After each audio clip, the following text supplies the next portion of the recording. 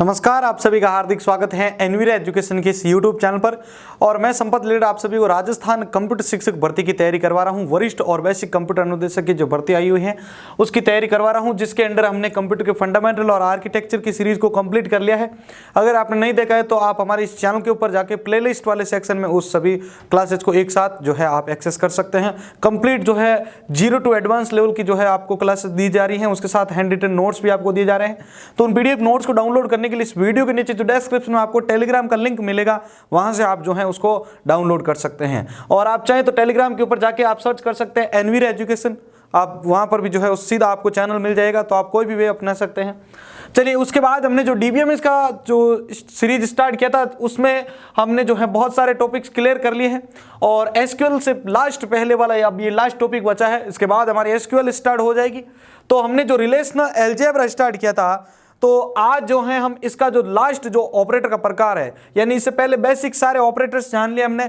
आज हम जो है दूसरे डिराइव्ड ऑपरेटर्स को जानेंगे, लेकिन उसको जानने से पहले इसका जो रिवीजन है मैं वापस आपको बता देता हूं, जिससे आज का टॉपिक आपको समझने में सबसे ज्यादा हेल्प होगी। भाई आज बहुत सारे ऐसे टॉपिक देखेंगे जिसमें कल वाले टॉपिक काम आएंगे, या 2 दिन वाले जो पहले हमने टॉपिक पढ़े हैं रिलेशनल अलजेब्रा के, वो बहुत ही ज्यादा काम आएंगे।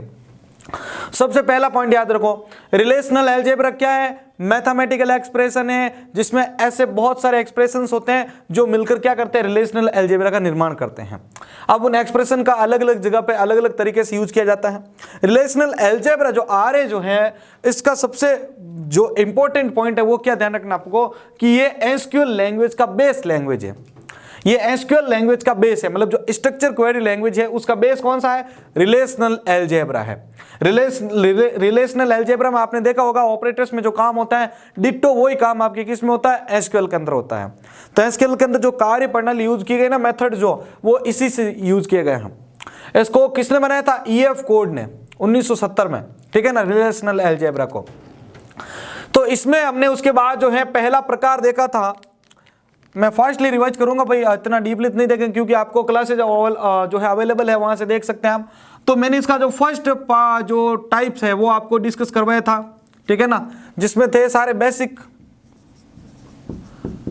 बेसिक ऑपरेटर्स, ठीक है ना। बेसिक ऑपरेटर्स देखे थे, कौन कौन से थे बेसिक ऑपरेटर, तो देख लीजिए एक बार। बेसिक ऑपरेटर में हमने पहला पढ़ा था प्रोजेक्शन ऑपरेशन के बारे में देखा था, ठीक है ना, ऑपरेटर के बारे में देखा था, जिसके अंदर हम पाई की मदद से इसके अंदर काम करते हैं। इसका काम क्या होता है? जल्दी से कमेंट बॉक्स में लिख दे भाई फटाफट, प्रोजेक्शन का क्या काम होता है या प्रोजेक्शन क्या कार्य करता है आपके रिलेशनल अलजेब्रा में। फटाफट कमेंट बॉक्स में लिखते रहे सभी, मैं एक एक को पूछ रहा हूं फटाफट, ताकि आपका भाई रिविजन हो जाए वापस। प्रोजेक्शन क्या कार्य करता है भाई? चलिए, जिन्होंने आंसर दिया अपना आंसर मैच करते रहे भाई, सभी का आंसर पूछ रहा हूं अभी मैं यहां पर। प्रोजेक्शन का काम क्या होता है? गेट डेटा, ठीक है ना, फ्रॉम टेबल, मतलब टेबल में से डेटा को प्राप्त करने के लिए किसका प्रयोग किया जाता है? पाई। अब जैसे ये पाई हो गया, ठीक है, ये पाई हो गया, इस पाई के नीचे आपको जो भी कॉलम का डिटेल चाहिए वो लिख दीजिए, और इसके अंदर आपको टीबी नेम यानी टेबल नेम लिख देना है। तो आपको क्या होगा कि आपको जो टेबल का डेटा होगा वो आपको मिल जाएगा। इसी प्रकार हमने जो है दूसरा, फिर इसके बाद में जो डेटा टाइप ऑपरेशन पढ़ा था वो था आपका सिलेक्शन, ठीक है ना, SELECTION, सिलेक्शन। और इसके अंदर हम सिग्मा का यूज करते हैं, आप सभी को पता होगा। इसका क्या काम था? इसका काम था सेलेक्ट डेटा। क्या था भाई? Select data. ये काम आपको याद रहने जरूरी है भाई, आपके एक्सप्रेशन डायरेक्ट एग्जाम आ जाएगा, आपको पता कैसे चलेगा कौन सा क्या काम करना है। तो सिलेक्शन का मतलब होता है कि जिस डेटा को सेलेक्ट करना है, आप क्या करते हो? सेलेक्ट लिखते हो, उसके बाद कॉलम को सेलेक्ट करते हो, इसके अंदर वो काम यहां पर भी हो रहा है। जैसे कोई एक टेबल है यहां पर, मान लीजिए जैसे उसमें आईडी है, नेम है, ठीक है, और फीस है।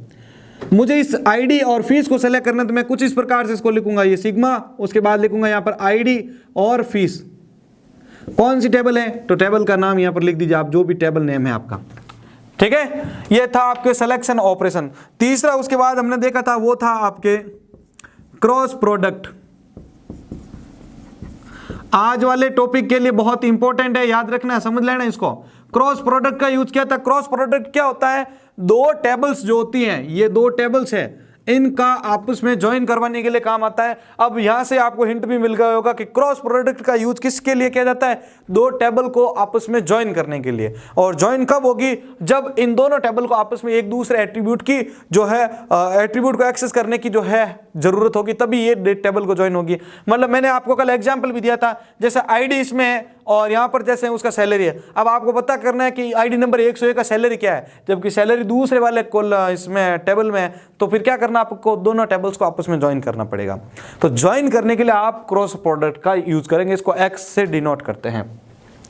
और इसके लिए मैंने आपको बताया था कल कि जो भी टेबल्स है उसके बीच में आपको ये क्रॉस मल्टीप्लाई कर लेना है, तो ये टेबल्स आपस में क्या हो जाएगी, ज्वाइन हो जाएगी, ठीक है ना। और फिर क्या होगा, इसमें जो टेबल्स है, इस जैसे ये दोनों टेबल ये इसके साथ ज्वाइन कर रही है, तो इस टेबल का जो ये यहाँ पर जो भी एट्रीब्यूट है ना, वो इससे मल्टीप्लाई हो जाएंगे इन ब्रैकेट से, ठीक है ना। इन जो टपल्स थे उनसे मल्टीप्लाई हो जाएगी ये वाली टपल्स। इसके लिए आपको टपल्स और टोटल कॉलम ध्यान होना जरूरी होता है।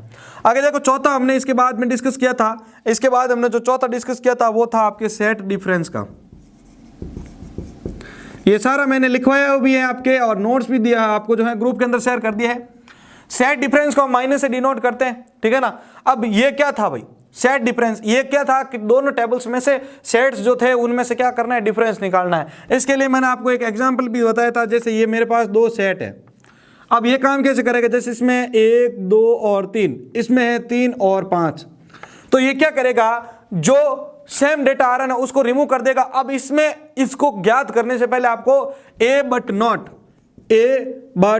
नॉट, और यहां पर जैसे ए बट, यहां पर जैसे मैंने लिखा ए बट नॉट बी, ठीक है, ए बट नॉट बी, आप इसको ऐसा भी लिख सकते हो, ठीक है, ए बट नॉट बी। मतलब क्या है कि यहां पर ए का तो डेटा आना चाहिए, जैसे ये टेबल ए है ये बी है, तो ए का तो डेटा आना चाहिए लेकिन बी का डेटा नहीं आना चाहिए। ए का आना चाहिए लेकिन बी का नहीं आना चाहिए। और इसमें क्या ध्यान रखना है कि बी का जो डेटा होगा वो अगर इसमें है डुप्लीकेट हो रहा है तो वो रिमूव हो जाएगा। तो इसका रिजल्ट क्या आएगा, इसका आएगा 1 और 2। क्यों, ये 3 इसमें भी है तो ये क्या हो जाएगा, रिमूव हो जाएगा। तो रिजल्ट क्या आएगा आपके 1 और 2। चलिए आपको अभी एक आंसर देना है, मैं बता रहा हूं आपको, जैसे 5 6 7 ये है आपका ए टेबल, ये है आपका 7 1 6। जल्दी बता दीजिए इसका आंसर क्या आएगा भाई, इसका आंसर क्या आएगा, जल्दी से कमेंट बॉक्स में बता दें सभी के सभी। इसका आंसर क्या आएगा, अगर सेट डिफरेंस अगर इसका निकालना है तो इसका आंसर क्या आएगा, सभी कमेंट बॉक्स में लिखते रहे साथ साथ में, ताकि प्रैक्टिस होती रहे आपकी भी। आप अगर लिखेंगे और ट्राई करेंगे तभी आपको पता चलेगा कि भाई मैंने आंसर सही लिखा या गलत लिखा, और ये जानने का भी मौका मिलेगा कि मैंने ये गलत किया तो क्यों किया, और सही हुआ तो ये मेरे मैच कैसे हुआ, ऐसा। चलिए तो यहां पर मैं बताता हूं, देखो इसमें क्या है, पहले इन दोनों को मैच कर लो। अगर 7 इसमें है, ये रहा, इसमें हटा दो इसको।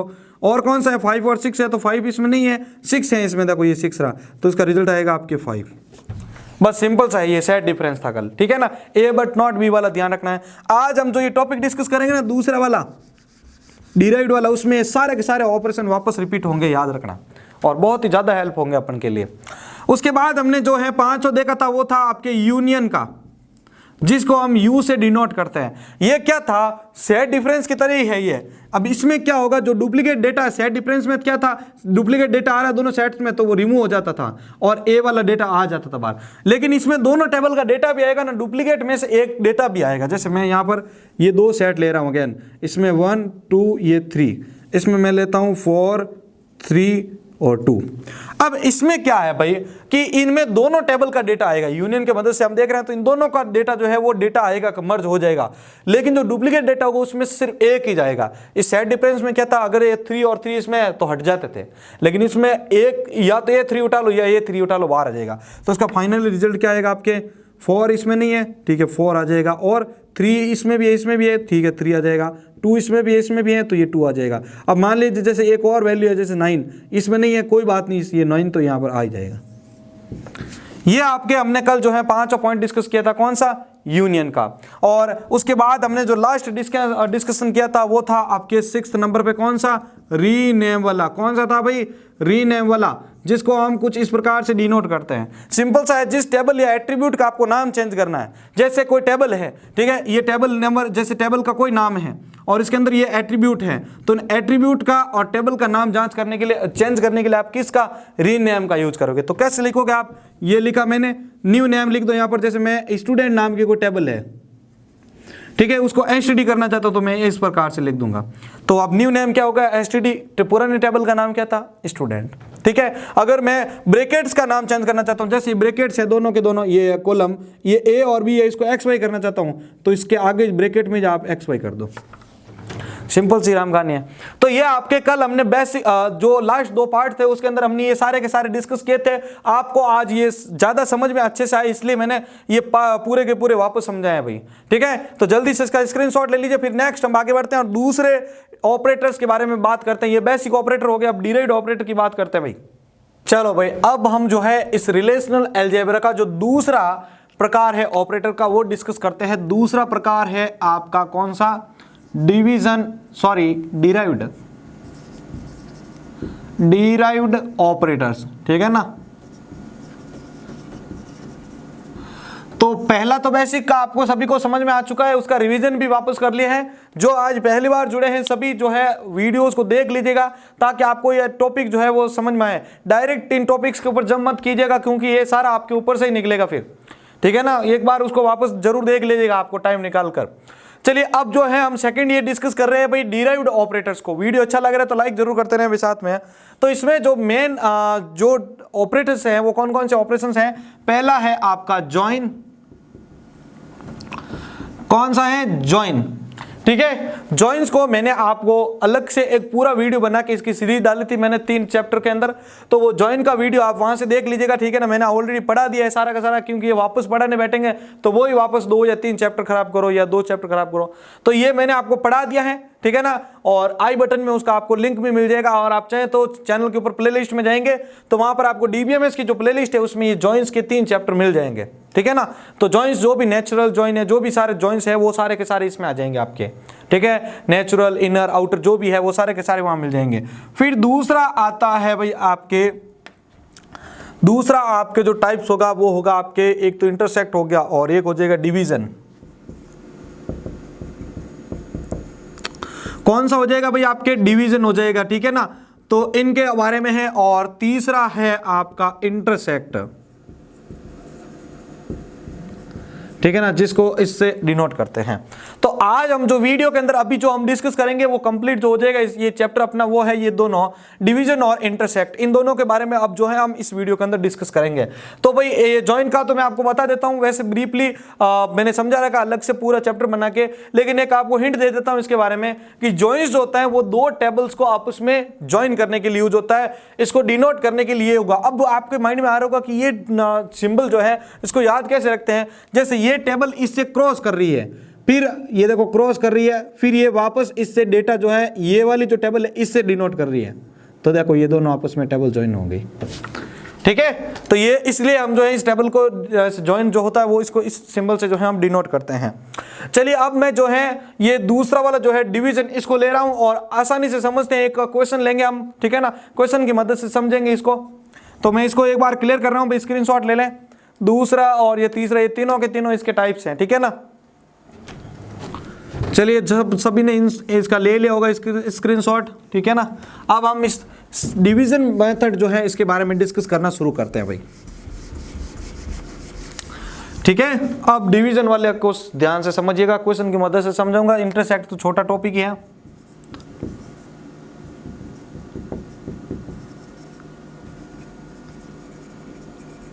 डिवीजन मेथड के बारे में देखें भाई। आपको मैं क्या करता हूं, आपको एक क्वेश्चन की मदद से समझाता हूं जिससे ये डिवीजन मेथड आपको जो है ज्यादा आसानी से समझ में आएगा। मेरे पास क्या है कि 2 टेबल हैं, ठीक है ना, एक में एसआईडी सीआईडी है और दूसरे में सीआईडी है। और इन टेबल्स का नेम भी बता देता हूं। ये टेबल है आपकी स्टूडेंट की, जिसमें स्टूडेंट का आईडी है, स्टूडेंट की आईडी दे रखी है, और वो स्टूडेंट कौन कौन से रजिस्टर को, कौन कौन से कोर्स को रजिस्टर कर रखा है या कौन कौन से कोर्स में रजिस्टर हो रखा है, एनरोल हो रखा है, वो यहाँ पर आपको इसमें दिख जाएंगे। अब ये जो डेटा कहाँ से लिया जा रहा है, कौन इसकी हेल्प कर रहा है, तो वो कर रहा है ये कोर्स टेबल। कौन सा टेबल हेल्प कर रहा है इसकी भाई, कोर्स टेबल जो है वो हेल्प कर रहा है इसकी। इन टेबल के बेस पर हम जो है एक क्वेश्चन को सॉल्व करते हैं। एक क्वेश्चन लेते हैं हम कि ऐसा कौन सा स्टूडेंट आईडी है या स्टूडेंट है जो एक से अधिक कोर्स को जो है एक से अधिक कोर्स के अंदर रजिस्टर हो रखा है या एक से अधिक कोर्स को परचेज कर रखा है। अपन जो है इसको डिवीजन मेथड के थ्रू जो है इसको सॉल्व करेंगे कि ऐसा कौन सा स्टूडेंट है जो एक से अधिक कोर्स के अंदर एनरोल है, उसको रजिस्टर कर रखा है। तो यहां पर आप देखेंगे तो ये देखो कोर्स कितने हैं, 2 है, C1 और C2। अब देखो यहां पर S1 जो है वो C1 में एनरोल है, S2 जो है वो C1 में एनरोल है, लेकिन S2 वापस यहां पर नहीं आ रहा है, लेकिन वापस यहां पर S1 आ गया है, यानी S1 2 बार आ चुका है, मतलब एक ही स्टूडेंट 2 बार एनरोल हो रहा है। देखिए यहां पर कि ये एक आपका स्टूडेंट है S1, यहां पर भी है S1, यहां पर भी है। ये क्या कर रहा है, C1 को भी खरीद रहा है, C2 को भी खरीद रहा है, लेकिन यहां पर देखो S2 C1 को खरीद रहा है, लेकिन वापस S2 आया क्या, नहीं आया, बिकॉज यहां पर सिर्फ ये S2 जो है सिर्फ एक बार इसको खरीद रहा है, S3 भी एक बार ही आया, भले वो इसको भले वापस C2 को खरीदो, लेकिन एक बार ही तो उसने खरीदा है।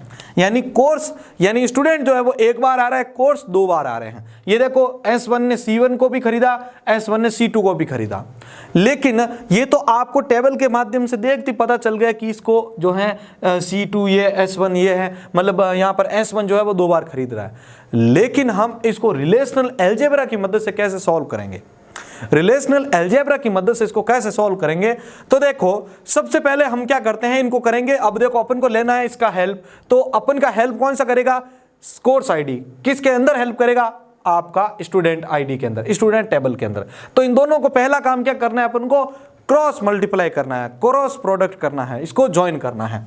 तो पहले हम क्या करते हैं, स्टूडेंट का आईडी निकाल देते हैं और कोर्स आईडी निकाल देते हैं।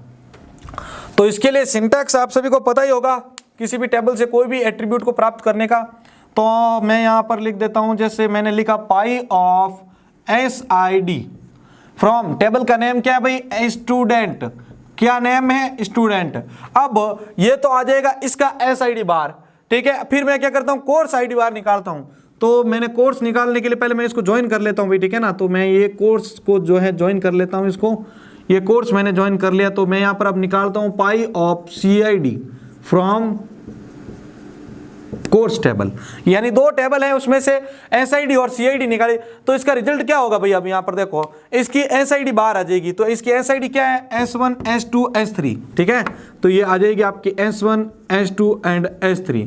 अब उसमें आप देखेंगे तो वहां पर आपका कोर्स जो है, ये देखो कोर्स जो है, मैंने आपको प्रोजेक्शन के ऑपरेटर के बारे में पढ़ाया था भाई। अब कोई बोलेगा यहाँ पर S1 S2 S1 S3 क्यों नहीं आया, तो हमेशा ध्यान रखो, मैंने आपको प्रोजेक्शन बताया था कि ये डेटा तो गेट करता ही है, साथ में जो डुप्लीकेट वैल्यू है उसको सिर्फ एक बार ही लेके आएगा, डुप्लीकेट वैल्यू को नहीं लाएगा। देखो यहां पर क्या है, S1 डबल बार आ चुका, तो इसने सिर्फ एक बार ही लिया है। ये आप प्रोजेक्शन ऑपरेटर को वापस पढ़ोगे ना, आपको याद हो तो आपको याद आ जाएगा। यहां पर ये 3 यहां से एक्सट्रैक्ट हो चुके हैं, क्योंकि S1 डबल बार है, सिर्फ एक बार आया, S2 S3 आ गया, ठीक है। तो इसका भी कंफ्यूजन नहीं रखना अपन को। फिर कोर्स की आईडी बाहर लेके आते, तो कोर्स की आईडी क्या है भाई, यहां पर C1 एंड C2। ये काम हो गया अपना पहला कि हमने इसको बाहर निकाला। अब इसको करना है अपन को क्रॉस एंड, यानी इनको आपस में करना है क्रॉस ज्वाइन। तो क्रॉस ज्वाइन का आपको सभी को फॉर्मेट पता ही होगा, कैसे ज्ञात करते हैं कैसे नहीं करते हैं। तो मैं अब यहाँ पर एक टेबल ज्ञात कर लेता हूँ। तो यहाँ पर अपने SID और CID निकलेंगे, ये यहाँ पर आपका SID और ये हो गया आपका CID। चलो अब यहाँ पर हम क्या करते हैं, इसको यहाँ पर ज्ञात करते हैं भाई। तो सबसे पहले ले रहा हूं मैं S1, इनको जो है S1 को दोनों से गुणा करेंगे, फिर S2 को दोनों से गुणा करेंगे, S3 को दोनों से गुणा करेंगे। तो मैं ले रहा हूं S1,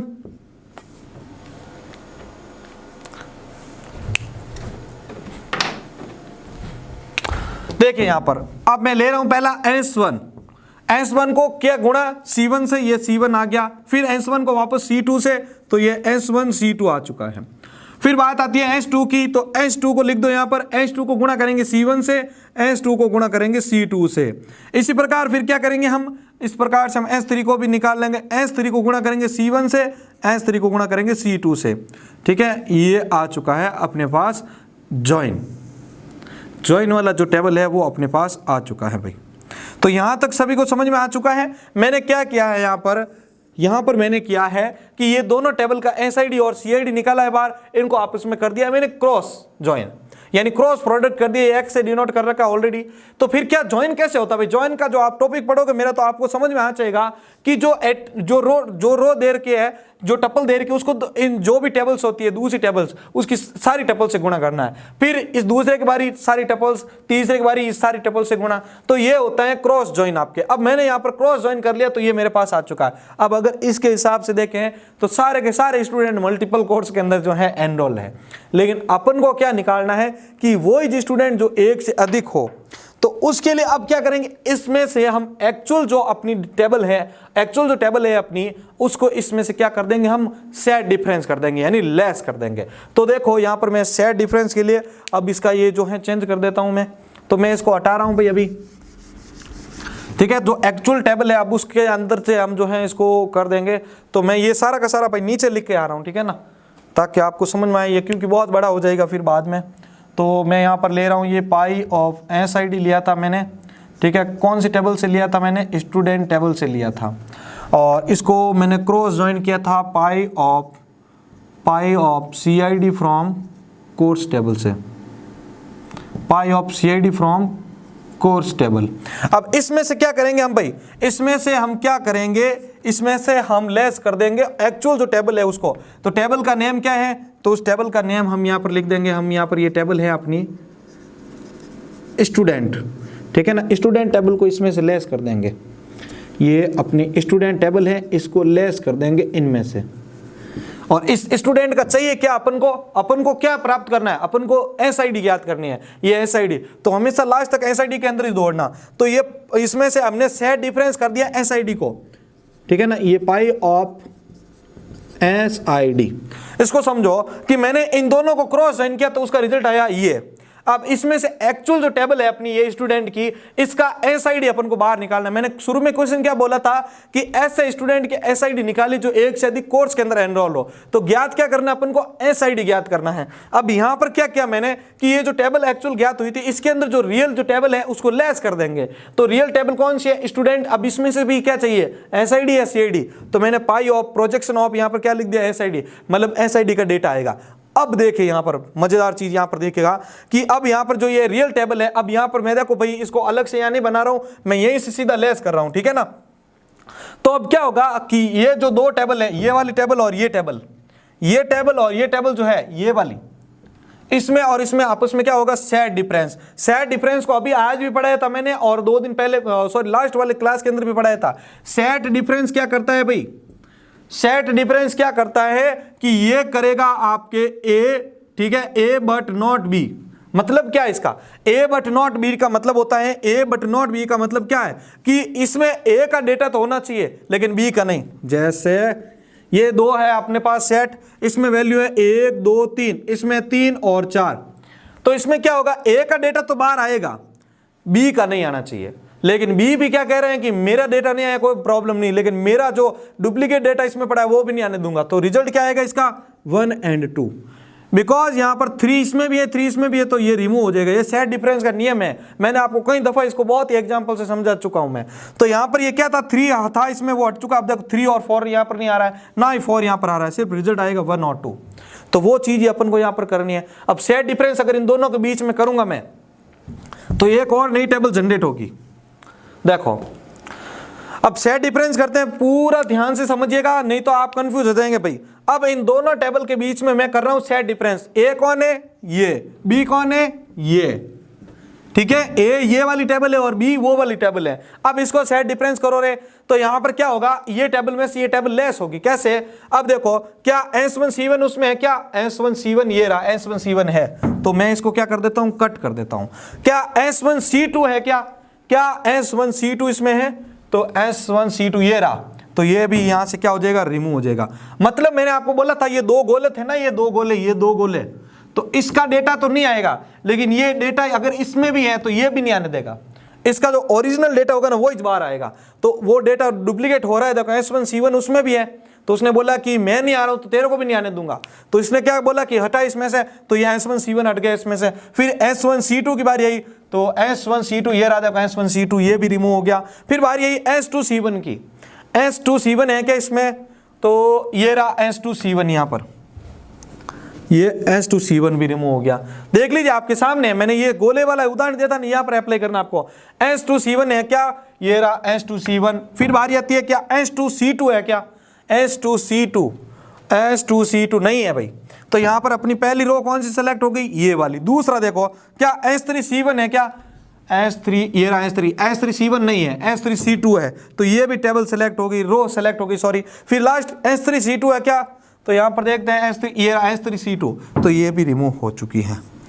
तो हमने क्या किया कि ये जो रिकॉर्ड आया था अपने पास, उसमें से हमने स्टूडेंट की जो एक्चुअल टेबल है, एक्चुअल डेटा जो है वो लेस कर दिया। उसमें से भी अपन को क्या ज्ञात करना है, सिर्फ SID ज्ञात करना है। क्या ज्ञात करना है रे, अपन को SID ज्ञात करना है। तो ये देखो अपना यहाँ पर रिजल्ट आ चुका है। अब मैं इसको यहाँ पर लिख देता हूँ S3, ये ऊपर वाला हटा देते हैं, वहीं पर ही लिख देते हैं।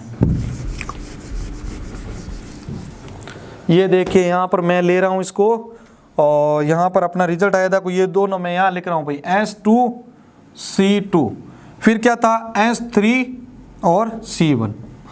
लेकिन अब यहाँ पर क्या बारी आ रही है, अपना जो मेन रिजल्ट था वो तो आया ही नहीं अभी तक। अपना क्या रिजल्ट था, हमने देखते ही अपन को रिजल्ट निकल गया था कि यहाँ पर क्या है कि S1 जो है वो डबल टेबल में है, लेकिन ये तो कुछ अलग ही रिजल्ट अपन को शो कर रहा है। मतलब अपन को भले ये नहीं आए तो कोई प्रॉब्लम नहीं, अपन को तो SID याद करनी है। लेकिन S3 और S2 तो कौन आए हैं अभी, ये कौन आए हैं भाई, ये वो लोग आए हैं जो क्या है, सिर्फ एक कोर्स में एनरोल है, ठीक है ना। लेकिन अपन को क्या ज्ञात करना है, जो एक से अधिक कोर्स में एनरोल हो। देखो ये जो है सिर्फ एक कोर्स में एनरोल है, ये जो है एक कोर्स में एनरोल है, या एक कोर्स को जिन्होंने परचेज किया है। अपन का क्वेश्चन क्या था कि एक से अधिक कोर्स जिन्होंने परचेज किया उनकी लिस्ट निकालो या उनका SID निकालो। तो अब क्या करेंगे, वो इस वापस मेथड इसके ऊपर डाल दो। क्या डालूंगा मैं यहाँ पर, तो मैं ये करूंगा इसके अंदर, और मैं जो है पाई ऑफ SID ज्ञात कर लूंगा, किसमें से, इसमें से, स्टूडेंट टेबल में से, और सेट डिफरेंस मेरा चलता ही रहेगा। सेट डिफरेंस और निकालूंगा ना अभी। देखो ये टेबल जो थी, ये टेबल ये आ गई, फिर मैंने क्या किया, इसमें और इसमें सेट डिफरेंस निकाला मैंने। तो देखो ये और ये था, इसमें सेट डिफरेंस मैंने ये ज्ञात कर लिया। अब मैं एक और सेट डिफरेंस ज्ञात कर रहा हूं इसी टेबल का, जो स्टूडेंट टेबल थी ना, इस टेबल को, स्टूडेंट टेबल को वापस जो इतना रिजल्ट आया था, ये जो रिजल्ट आया था ये, इसमें से और मैं इस एक्चुअल टेबल को यहां से मैं रिमूव करना चाहता हूं। तो सॉरी, इसमें से जो है मैं इसका सेट डिफरेंस निकालना चाहता हूं। तो मैंने क्या लिखा, स्टूडेंट का SID। तो स्टूडेंट का SID क्या है, ये रहा S1 और S2 एंड S3। तो मैं इसको यहां पर लिख देता हूं भाई। देखो अभी ये मैं हटा देता हूं क्योंकि मेरे को सिर्फ ID से ही मतलब है। तो उसका टेबल का रिकॉर्ड क्या था, S1, S2 एंड S3। ये लो आपके सामने रिजल्ट आ चुका है, देख लीजिए। मैंने क्या बोला था, ये दो गोले हैं, इन दो गोलों में रिजल्ट है आपका ये वाला, ठीक है ना। अब क्या है यहाँ पर, A not B, sorry A but not B, यानी ये रिकॉर्ड तो आएगा ही नहीं, ठीक है ना, लेकिन A वाला आएगा। अब मैच कर लो, क्या S1 इसमें है क्या, इधर वाले गोले में, ये गोले है दो, क्या S1 इसमें है क्या, नहीं है, इसको S1 को बाहर लिख दो। क्या S2 इसमें है, रिमूव कर दो इसको। S3 इसमें है क्या, है, इसको भी रिमूव कर दो। तो अपना फाइनल रिजल्ट क्या आ गया था, अपना फाइनल रिजल्ट आ गया S1। और ये हमने यहाँ पर भी डिस्कस किया था कि S1 वो बंदा है जो एक से अधिक कोर्स के अंदर एनरोल है, ठीक है। आया मजा भाई। अब वापस इसको जो है मैं रिपीट कर देता हूँ। मैंने क्वेश्चन दिया था आपको कि ऐसा स्टूडेंट का ID निकाले जो एक से अधिक कोर्स में हो। तो मैंने क्या है यहाँ पर कि मैंने इस SID को, पहले सारा का भूल जाओ कि मैंने पाई ऑफ SID निकाला है स्टूडेंट टेबल का, फिर क्रॉस मल्टीप्लाई किया, मतलब मल्टीप्लाई करूंगा मैं किसके साथ, इसको CID के साथ, जो कोर्स का जो टेबल है। तो दोनों टेबल को ज्वाइन किया तो रिजल्ट क्या था, S1, S2, S3। अब पाई आ गए ना, तो पाई तो आपकी यूनिक वैल्यू निकालेगा आपके, ठीक है ना। तो मैंने S1, S2, S3 के साथ C1, C2 को गुणा कर दिया। अब यहाँ पर देखिए क्या कहानी है इसमें, तो यहाँ पर इनको जब मैंने मल्टीप्लाई किया तो अपना रिजल्ट आया था ये, यानी S1 जो है वो इन दोनों से गुणा होगा, S2 जो है वो इन दोनों से गुणा होगा, S3 वो इन दोनों से गुणा होगा। रिजल्ट क्या आया था, S1 C1, S1 C2, S2 C1, S2 C2, फिर S3 C1 और S3 C2। ये रिकॉर्ड अपना पास आ गया था।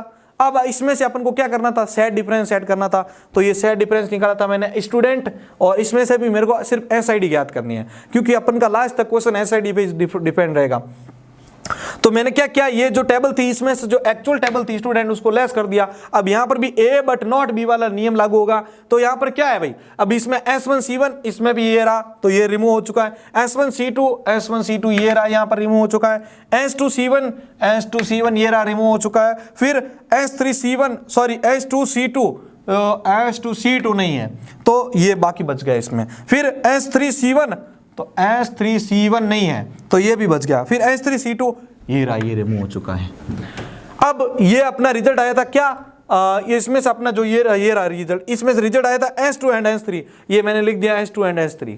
फिर मैंने एक और सेट डिफरेंस यूज किया जिसमें मैं स्टूडेंट टेबल को अगेन इसमें से जो स्टूडेंट की टेबल की जो SID है वो इसमें से लेस करूंगा। तो SID क्या आएगी, S1 S2 S3 आएगी, उसको लेस कर दो इसमें से। अब और वो A बट नॉट B वाला नियम इसके ऊपर, तो इसमें क्या होगा कि A वाला तो डेटा आएगा लेकिन B वाला नहीं आएगा, लेकिन A वाले डेटा में अगर उसकी B की कॉपी है तो वो रिमूव हो जाएगी। तो इसमें देखो S2 इसमें था, S3 इसमें भी था, रिमूव हो चुके दोनों के दोनों, S1 बाहर आ चुका है। ये आपके होता है यहाँ पर डिवीजन मेथड, और इस क्वेश्चन की मदद से आपको मैंने इसको समझा दिया है। एक बार इस क्वेरी और इसकी स्क्रीनशॉट ले लीजिए, वैसे आपको हैंड रिटन नोट्स में सारा कुछ मिल जाएगा। और वीडियो कैसा लगा है जल्दी से लाइक कर दीजिए भाई। लास्ट हम इंटरसेक्ट वाला डिस्कस कर लेते हैं। अब देखिएगा यहाँ पर हमारे पास जो रिलेशनल अलजेब्रा का जो लास्ट ऑपरेटर के अंदर जो लास्ट सेक्शन बचा है वो है इंटरसेक्शन। अब इंटरसेक्शन मेथड ऑपरेशन क्या होता है इसको समझिए इस टेबल की मदद से, बहुत ही इजी है। ये क्या कर देता है, जो टेबल दे रखी है उसमें से जो डेटा डुप्लीकेट है उसको बाहर निकाल देता है, जो डेटा सेम होगा उसको बाहर निकाल देगा, उसको क्या कहेंगे हम, इंटरसेक्शन। अब अगर इसके ऊपर में जैसे इंटरसेक्शन अगर अप्लाई करता हूं, इंटरसेक्ट अप्लाई करता हूं इसको, तो देखो इसको बाई के द्वारा यहां पर जो है ये बाई जो है इसके थ्रू जो है इसको डिनोट करते हैं। अब मैं इन दोनों के टेबल के अंदर ये इंटरसेक्शन अगर अप्लाई करता हूं यहां पर, ठीक है ना, ये अगर इंटरसेक्शन अगर ये अप्लाई करता हूं भाई, ये मेरे यहाँ पर जगह आगे नहीं थी इसलिए यहाँ बना दिया, ये टेबल यहाँ भी हो सकती है, इसके बीच में अप्लाई हो जाएगा। तो मैं कहता हूं कि इन दोनों के बीच में अगर मैं बाई टेबल जो ये बाई इंटरसेक्शन अगर अप्लाई करता हूं तो उसका रिजल्ट क्या आएगा। तो देखो दोनों में एट्रीब्यूट तो सेम है, सेम होना चाहिए, नहीं तो ये अप्लाई होगा ही नहीं। तो देखो सेम क्या है, नेम और कोर्स है, नेम और कोर्स को बना देता हूं मैं यहाँ पर नेम एंड कोर्स। अब यहां पर देखिएगा अपन को इनमें से जो डुप्लीकेट डेटा है उसको बाहर निकाल देना है, बस जो डेटा सेम है वो बाहर आ जाएगा ना, वो इंटरसेक्शन ऑपरेशन होगा और ये काम ही यही करता है। तो यहां पर देखो इसमें कौन सा है, इनका सिनेरियो देख लो पहले। यहां पर जैसे ये है आपका यहां पर स्टूडेंट फर्स्ट, ये टेबल स्टूडेंट फर्स्ट के, और ये है स्टूडेंट 2, ठीक है, स्टूडेंट 2 और स्टूडेंट फर्स्ट। चलिए अब मैं इनके ऊपर ये इंटरसेक्शन अप्लाई करता हूं तो क्या रिजल्ट आएगा, देखो पहले इसका देख लो, इसमें है दिव्या MCA, प्रेम B.Tech, सानवी M.Tech है। इसी प्रकार दूसरा टेबल है स्टूडेंट 2, इसमें कौन है, दिव्या MCA, सानवी M.Tech और मीनाक्षी BCA। चलिए अब यहां पर अगर इसके ऊपर अप्लाई करता हूं तो रिजल्ट क्या आएगा, देखिए पहला इसको मैच कीजिए, टेबल कितनी अपने पास 1 2 3, इसमें भी 1 2 3। तो पहला देखिए दिव्या MCA, क्या दिव्या इसमें MCA है क्या, है, तो इस दिव्या MCA को बाहर लेके आ जाइए यहाँ पर, ये दिव्या ये हो जाएगा आपका MCA। चलो दूसरे की बारी है प्रेम B.Tech, क्या प्रेम B.Tech इसमें है, प्रेम B.Tech नहीं है इसमें, छोड़ दीजिए। फिर सानवी M.Tech, क्या सानवी M.Tech है इसमें, तो ये इसमें सानवी M.Tech ये रहा सानवी M.Tech, तो इसको हम बाहर लेके आ जाएंगे, सानवी M.Tech बाहर आ चुका है। अब देखो अपना यहाँ पर आगे देखो, अब ऐसा कोई डेटा नहीं बचा जो आपस में, इन दोनों के अलावा ऐसा कोई डेटा नहीं बचा जो आपस में वापस जो है डुप्लीकेट हो रहा है। देखो दिव्या और सानवी इसमें भी है, दिव्या सानवी इसमें भी है, लेकिन क्या मीनाक्षी इसमें नहीं है, प्रेम इसमें है क्या, नहीं है। तो आपका रिजल्ट क्या आया है, ये नेम एंड कोर्स। तो आपका जो इंटरसेक्ट है वो आपके दूसरे ऑपरेटर्स की तरह बहुत इजी है, इसको कोई ज़्यादा इसमें प्रॉब्लम नहीं है। इसके ऊपर ये आपको ध्यान रखना है कि एक तो एट्रीब्यूट सेम होने चाहिए, और ये क्या करेगा, उसमें से जो डुप्लीकेट डेटा होगा उसको एक्सट्रैक्ट कर देगा। तो साथियों यहाँ पर अपना जो रिलेशनल अलजेब्रा था इसकी स्टोरी यहीं पर समाप्त होती है। आपको आज का वीडियो मेरे हिसाब से जो अन्य वीडियोस थे उसके बजाय बहुत अच्छा लगा होगा, और ऐसे क्वेश्चंस के लिए आपको टेस्ट सीरीज में जरूर देंगे जिसके अंदर आपको ऐसा जो है नियम निकालने, बहुत सारे जो भी रूल्स वगैरह आपको ज्ञात करने हैं उसके अंतर्गत, और इनको अप्लाई करना है। बस पढ़ते रहें आप, उनका रिपीटेशन करते रहें। एक और लास्ट में बात कहना चाहूंगा कि आज के बाद ऐसा कोई स्टूडेंट मेरे को कॉल मत करना भाई जो मेरे को ये बोले कि मेरे को कोई पेड कोर्स लेना है, वो करना है। अगर ये चीजें करनी है तो इस चैनल को विजिट मत करो। आपको मैं आपको 1000 बार विश्वास के साथ बोल चुका हूं कि आप अगर एक बार ये सारी क्लासेस ज्वाइन कर लेंगे तो आपको पेड कोर्स और बुक्स को हाथ लगाने की जरूरत नहीं है। फिर भी कुछ ऐसे स्टूडेंट होते हैं जो बार बार मेरे को कॉल करके बोलते हैं कि मैं वो कोर्स ले लूं क्या, मैं वो ले लूं क्या, मैं वो कर लूं क्या। तो इसका मतलब ये है कि आपको या तो विश्वास नहीं है अपने अंदर कि मैं ये पढ़ के और यहाँ से मैं कर पाऊंगा, जबकि मैं खुद बोल रहा हूँ कि मैं अगर आपके ये सारे टॉपिक लेके आ रहा हूँ तो बहुत मेहनत लगा के फिर करना। बाकी मेरे को नोट्स बनाने की इतने ऐसे भुगतने क्या प्रॉब्लम है भाई, मैं भी कहीं से कट कॉपी पेस्ट करके कोर्स अपना ऑनलाइन भेज सकता था ना। मैं अगर आपके लिए अगर हैंड रिटन नोट्स बना रहा हूँ उसके पीछे बहुत बड़ा रीजन होगा ना भाई, मैं भी तो ये बुक्स हैं या जो भी सोर्सेज है वहां से ही तो मैं लेके आ रहा हूँ डेटा आपके सामने। मैं भी अगर ऐसे अगर फर्जीवाड़े के ऊपर उतर जाता, मैं कोर्स बेचने पर उतर जाता, मेरे को क्या लगता, एक 2-3 घंटे ही लगते ज़्यादा से ज़्यादा। वेबसाइट्स बहुत बड़ी है, वहां से डेटा कॉपी पेस्ट करके सारा काम चला लेता, कोर्स भेज देता ना। लेकिन मैंने आपके विश्वास के लिए मैंने आपको इतनी बार बोला है कि आपको कोई भी प्रोडक्ट और कोई भी खरीदने की जरूरत नहीं रहेगी। और मैंने उन्हीं के लिए कोर्स स्टार्ट किया था जो मीडियम फैमिली से है, ठीक है ना, जिनको सपोर्ट चाहिए, जो पेड कोर्स के बिना इस एग्जाम को क्रैक करना चाहते हैं, मैंने उसके लिए स्टार्ट किया है। जिनके पास ज्यादा पैसे उछलने हैं ना, तो वो आज के बाद इस चैनल को विजिट मत करो भाई। मैंने आपको कितनी बार बोला है, फिर भी ये आप चीज रिपीट करते रहते हो। मेरे पास ये जो आज के बाद अगर मैसेज आए तो उनको ब्लॉक कर दिया जाएगा भाई, खुले बात है, ठीक है। आपको अगर विश्वास है, मैंने आपको हमेशा से बताया है कि एनवीरा हमेशा विश्वास के दम पर काम करता है और ये शुरू से करता आया है, आज भी करता रहेगा। आपने आईए वाले एग्जाम में भी देखा था, आपको मैंने जो भी फ्री नोट्स दिए थे, सारे फ्री जो मैराथन क्लास ली थी उसमें एज इट इज क्वेश्चन आपको मिला दिए थे। इस कंप्यूटर टीचर के लिए भी मैं बोल रहा हूँ ना, अभी तो ये सारा स्टार्टिंग है भाई, अभी तक तो आपने ये हमारा चैनल का धमाका देखा ही कहाँ है। मैराथन क्लासेज आने दो, ठीक है ना, इसके लिए टेस्ट सीरीज आने दो, तब आपको और मजा आएगा इसमें। लेकिन ये ध्यान रखिएगा कि अदर चैनल की तरह हम पहले टेस्ट सीरीज आपको नहीं देने वाले हैं। जो चीज आपको समझ में नहीं है उसका टेस्ट सीरीज देख के मैं क्या करूंगा भाई आपको, या अगर ये मैं आज टॉपिक पढ़ा था नहीं और सीधा इंटरसेक्शन का आपको क्वेश्चन पूछ लिया, क्या आप बता सकते हो? क्या नहीं बता सकते हो। मेरा ये मानना है कि 0 to एडवांस लेवल पहला आप सीखो इस चीज को, फिर इसमें टेस्ट सीरीज को आप भाग लो, तो आप आसानी से उसको सॉल्व कर लोगे। जो भी ऐसे चक्रों में घुसे हुए ना कि वो टेस्ट सीरीज ले लें, वो मेल कर लें, वो चेक कर लें, कुछ नहीं हो पाएगा, आप पीछे ही पड़े रह जाओगे। टॉपिक आपको याद नहीं है तो फिर आप डायरेक्ट उसके क्वेश्चन कैसे सॉल्व कर लोगे भाई? मेरे को तो ये ऐसे ज्ञानी आदमी को ऊपर बहुत हंसी आ रही है। पहले टॉपिक पढ़ो, उसके बाद टेस्ट सीरीज खरीदो, आप टेस्ट सीरीज के अंदर भाग लो, काम आएगी। लेकिन पहले अगर कूद गए तो मैं कहता हूं सबसे बड़ी गलती आपकी यही होगी, और इस भर्ती में सबसे पहले पिछड़ने वाले भी आप ही होंगे, ठीक है ना। डायरेक्ट क्वेश्चन के ऊपर विजिट मत करो, ठीक है ना, क्योंकि क्वेश्चंस बनाते ना, वो क्वेश्चन ऐसा था नहीं कि एज इट इज वापस ले लिया, उसके आसपास का या उसमें से घुमा के वापस पूछेंगे, या टॉपिक जो है उसमें से क्वेश्चंस देंगे, ठीक है। तो समझदार को इशारा काफी है भाई, मैंने आपको बता दिया है, ठीक है ना। आप अगर विश्वास पे हैं, विश्वास पे सारी दुनिया का है, मैं आपको पता है, तो विश्वास के दम पर अगर आ रहे हो तो डेली आप पढ़ते रहो, नोट्स को पढ़ते रहो। मैं आपको गारंटी ले रहा हूं कि आपके एग्जाम से जो है कम से कम 20 या 30 दिन पहले आपको मैं फ्री कर दूंगा और आपके वापस टेस्ट सीरीज और रिवीजन कोर्स भी करवा दूंगा, ठीक है ना। बस आप हमेशा कंटिन्यू पढ़ते रहें, ठीक है ना। और जो भ्रमित कर रहे हैं उनको भ्रमित करने दो, मेरा कोई पेड कोर्स नहीं है भाई, एक चीज ये भी बता देता हूं, ठीक है। अब हम जो है डीबीएमएस का सारा स्ट्रक्चर पढ़ चुके हैं भाई। अब जो नेक्स्ट क्लास आएगी वो आएगी आपके एसक्यूएल की। किसकी क्लास आएगी? एसक्यूएल की। तो वो स्क्रीन बेस्ड भी होगी उसमें, क्योंकि उसमें प्रैक्टिकल भी करना पड़ेगा अपन को, ठीक है। तो अब प्रैक्टिकल के लिए तैयार हो जाइए बस। अब आपको ये जो था वो अब हमें इंप्लीमेंट करना है, किसमें? एसक्यूएल में, ठीक है। वीडियो अच्छा लगा तो लाइक कीजिएगा, अपने दोस्तों के साथ शेयर कीजिएगा, और नाइट की जो करंट अफेयर की क्लास होती है प्लीज कह रहा हूं ज्वाइन करते रहें, नहीं तो टेस्ट सीरीज में आप पिछड़ जाएंगे भाई, क्योंकि उसके लिए आपके हर 4 दिन बाद एक टेस्ट सीरीज आएगी जिसमें उसमें से क्वेश्चन आपके लिए आएंगे। तो वीडियो अच्छा लगा तो अगेन रिपीट करना चाहूंगा आपके लिए कि लाइक कर दीजिएगा, अपने दोस्तों के साथ शेयर कीजिएगा, और हमारे इस यूट्यूब चैनल के ऊपर पहली बार जुड़े हो तो सब्सक्राइब जरूर कर दीजिएगा। इसी के साथ मैं संपत लिलड़ आप सभी से अलविदा ले रहा हूं। मिलते हैं डीबीएमएस की एक और नई क्लास के साथ। जय हिंद, जय भारत।